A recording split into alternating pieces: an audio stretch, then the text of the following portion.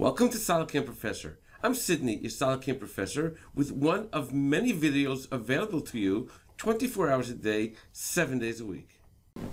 In this recording, we'll demonstrate the use of 2.5D milling of SolidCAM on this part as shown on the screen, and we'll be machining this on a 3-axis machine.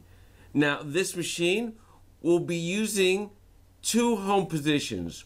One to machine this side, and the second one to do the flip side to machine off the excess material that's left at the bottom. If we take a look for a moment at our coordinate system, we'll see that we have our 2 home positions. The first one being as shown over here, and the second one on the flip side to clear off the bottom. Now, let's first take a look at our first operation. In our first operation, we'll be doing a face mill off of this side.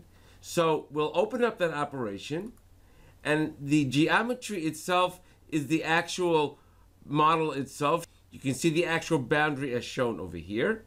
The tool that we'll be using will be a 100mm face mill, and the technology that we'll be using will be of 1 pass. Since the tool is actually wide enough to cover the entire part, so all we need is 1 pass. If we take a look at our simulation, you'll see that the tool will go down across the part in 1 pass to remove the excess material. Next, we'll be dealing with the pockets that we have over here, and we have here actually 2 pockets. One going all the way down to the bottom, and one going down this wall up until this step. For that, we have actually here 3 different operations. We first have a drilling operation, that's a pre-drill for those pockets, and then we have the actual pocket operations themselves. Let's take a look at the actual pocket operation. If we open up the first pocket operation, you'll see the following.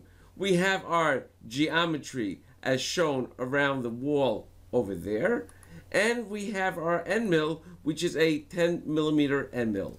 Our technology, you'll see that we'll be leaving 0.2 millimeters off the wall, and we have a 65% overlap. And we'll also take a look now at the link. In the link, we'll be doing a vertical ramp, and if we look at the points, you'll see that we'll be using the actual drill position so that the end mill goes directly to that drill position. If we take a look at the simulation, you'll see that the end mill will go directly to that hole and then machine out that pocket until it gets to the bottom of that step. In our next operations, we'll be working with these 2 operations as shown over here. These are 2 profile operations. One to do the wall all the way down up until the step, and one to work around the actual bottom of the part. If we take a look at the first operation, you'll see that we have our geometry as shown over here, going around the actual boundary as shown, and the end mill that we'll be using will be the same 10mm end mill that we use for our pocket operation.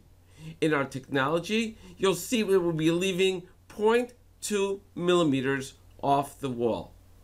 After the next operation, which is also a profile operation, we'll be concentrating on the toolbox operation to machine out this area over here.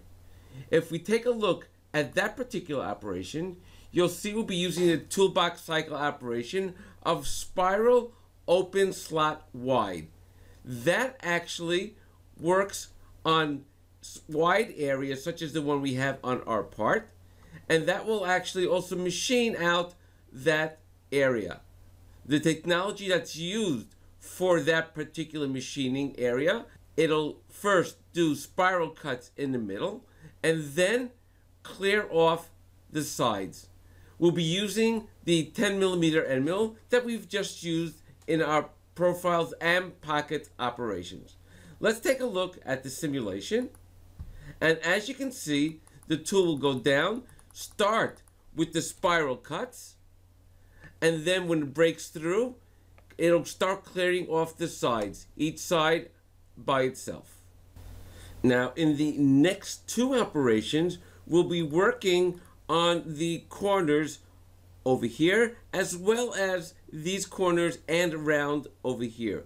Now, the reason we're doing that is because the previous end mill that we used over here was a little bit too large to clear off these corners. So we've used a smaller end mill, and we're using the option of rest material.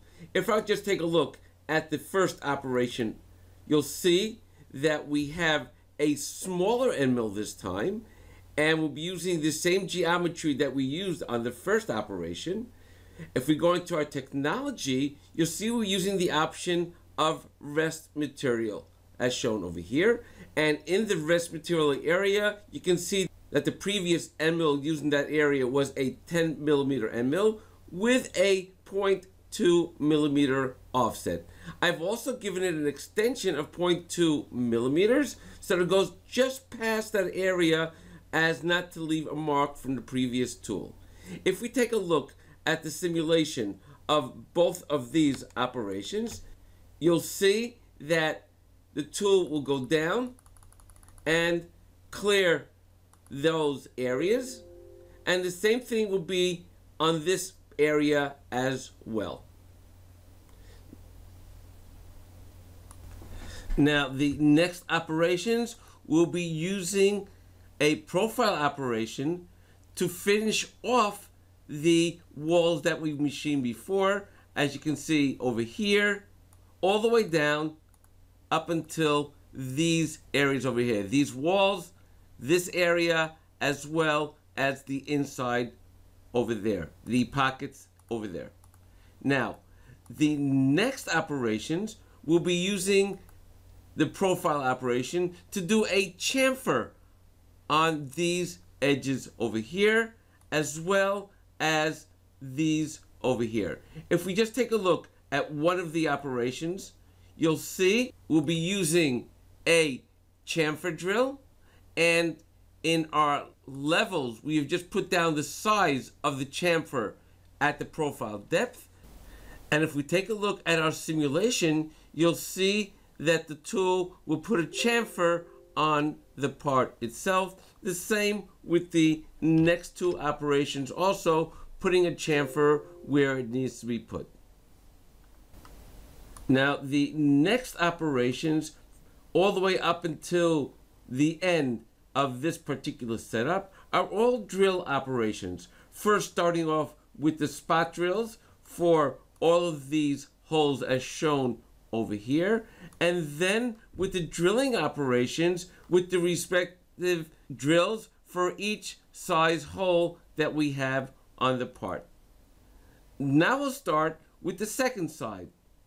On our second side, we'll be doing again a face mill operation to machine this area over here, as well as a profile operation just to put the chamfer on those edges. If we take a look at the simulation of the second side, you'll see that the tool will go down, face mill off that side until it gets to the bottom, and then put a chamfer on those edges. Now, if we take a look at the simulation of the entire part, you'll see that it'll go down with the face mill, machining out these areas as well as all the pockets. And then when it finishes off this side, you can see all the drilling operations, the finishing operations, the chamfering as well in a moment. It'll then flip itself around and then machine the other side as well. For more videos on SolidCAM Professor, please go to our website www.solidcam.com and look for our Professor tab. Take care and have a nice day.